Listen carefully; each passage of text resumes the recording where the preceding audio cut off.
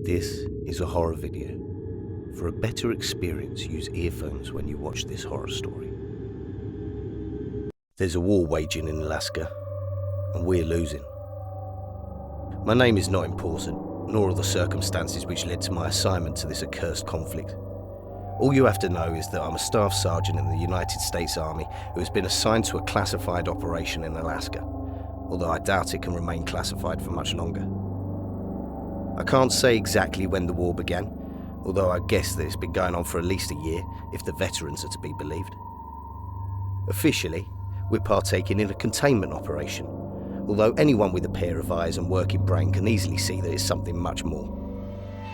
After all, containment usually doesn't involve daily artillery bombardments and the deployment of tactical nuclear weapons.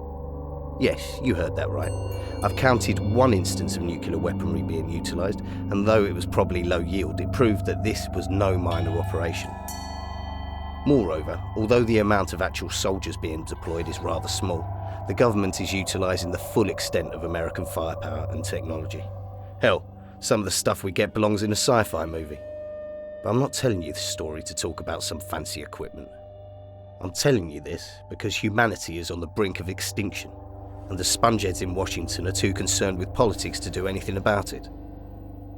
This threatens to not only shake the very foundations of our society, but also the end of all life on this insignificant planet as we know it.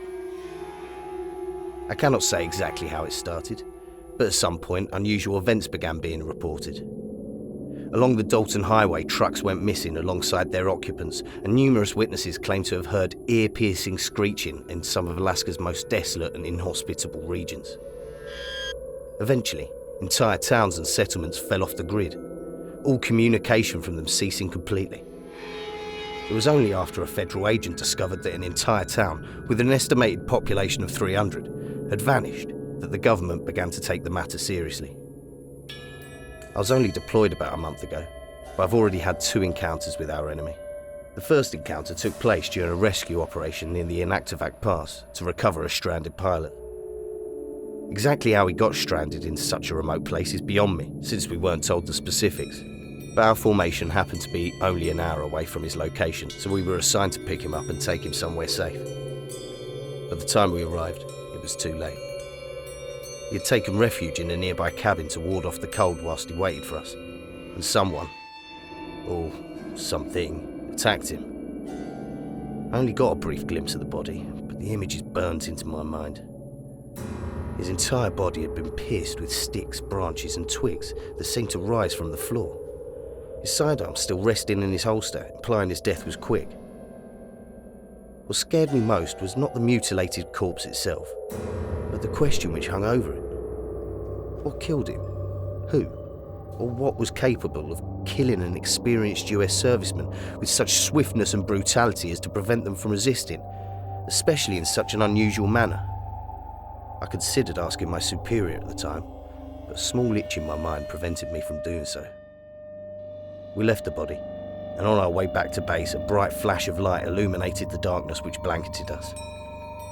The shadow of a small mushroom cloud extended just beyond the tip of the mountains, and ugly silence filled the right back. I'm currently experiencing the second encounter, and I truly believe that I may die. Our mission was to protect a convoy of supplies and equipment for an isolated firebase. The trip here was relatively normal, although the further north we travelled, the more something felt off. It took us a while to realise, but the closer to the firebase we got, the less wildlife and foliage we saw. Considering that Alaska is practically a massive, untamed nature reserve, it was more than unusual not to see a single sign of life.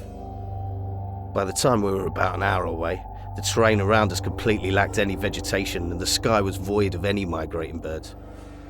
We could all feel the wrongness that perpetuated around us. The reason for our unease became clear when we reached the base.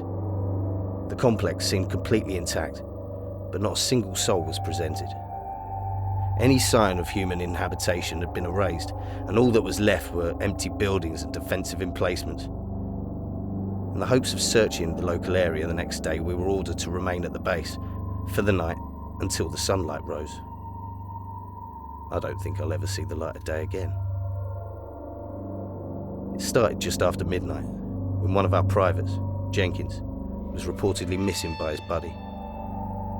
They were standing guard near the entrance when the pair heard a sound of snapping branch nearby. Naturally, they both raised their guard and turned on their night vision goggles, at which point Jenkins had vanished into thin air. His buddy scoured the immediate area, and upon failing to find him had returned to report the incident to us. Whilst we considered our options, another private entered the command room. Another soldier had gone missing. For the next 30 minutes, just over half of our formation would seemingly vanish into the abyss of the night, not a single scream or shot being heard. We attempted to contact command, but all attempts failed. We were alone, afraid, and surrounded by an unknown enemy of which we knew nothing. I'm currently barricaded in the command room with the remains of our team. I hear it outside, the cracking of bone, the rustling of leaves, the gradual encroachment of our demise. I can see it as well, what we're fighting. Not terrorists, not an enemy nation, not even some horrific monster or demonic entity you might see in a horror film. We're fighting that which we stand on.